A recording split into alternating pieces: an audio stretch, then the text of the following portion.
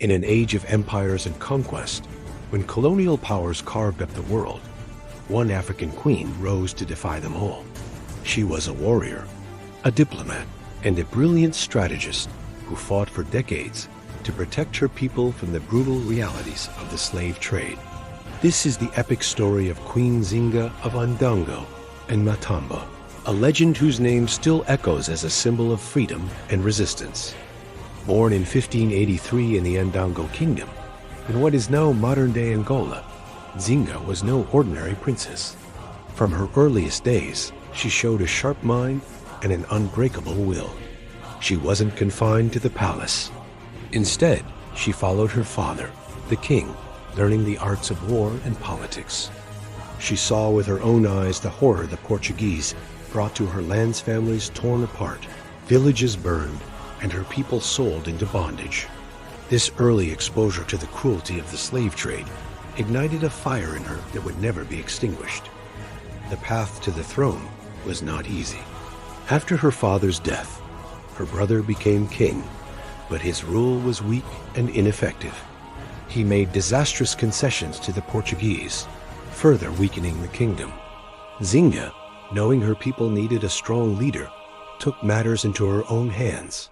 Through a combination of cunning political moves and undeniable strength, she seized power, becoming the queen of Ndongo.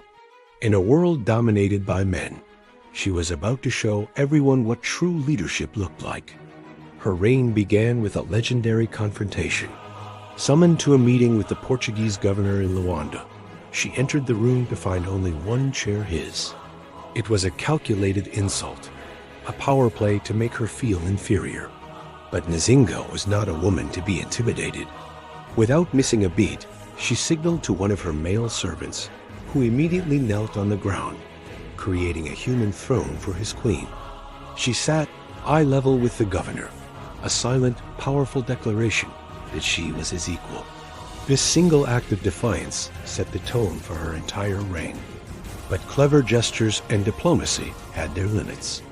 The Portuguese were relentless, their hunger for slaves and land insatiable. Realizing that talk would not save her people, Queen Nzinga declared war. For more than 30 years, she led a fierce resistance against one of the most powerful empires in the world.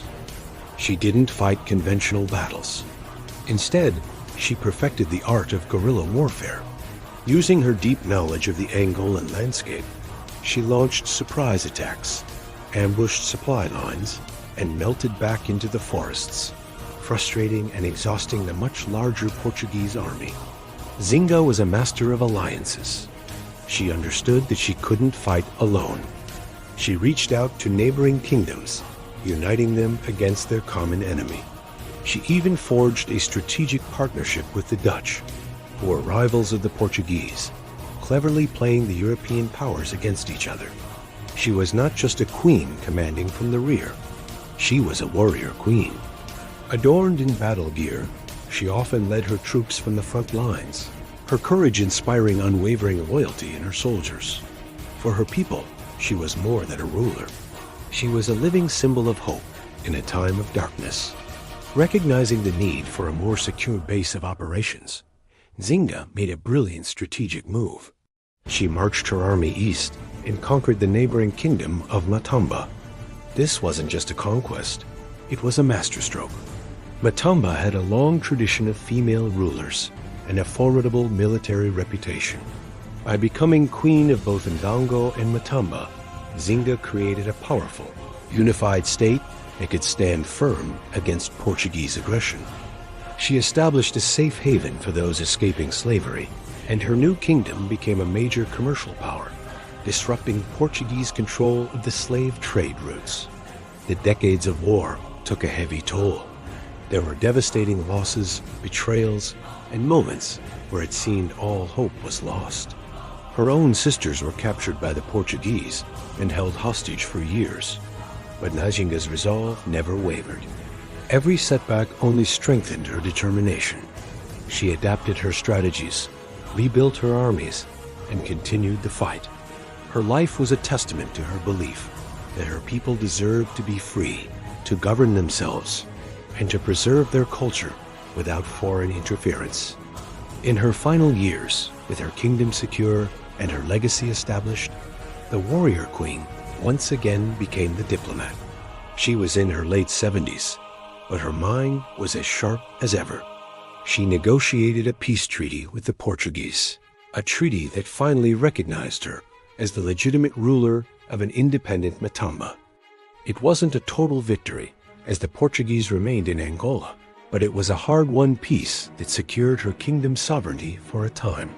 Queen Nzinga died peacefully in 1663 at the incredible age of 80. She had spent nearly her entire life locked in a struggle against a global superpower, and she died not as a conquered subject, but as a recognized queen.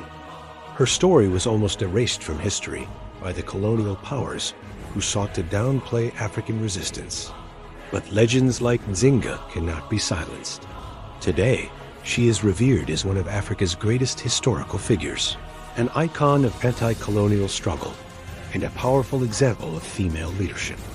Her life challenges the simplistic narratives of history and reminds us that even in the face of overwhelming odds, a single person with courage and conviction can change the world. She was the warrior queen who built her own throne and forged her own kingdom. She was Nzinga, a true queen of Africa.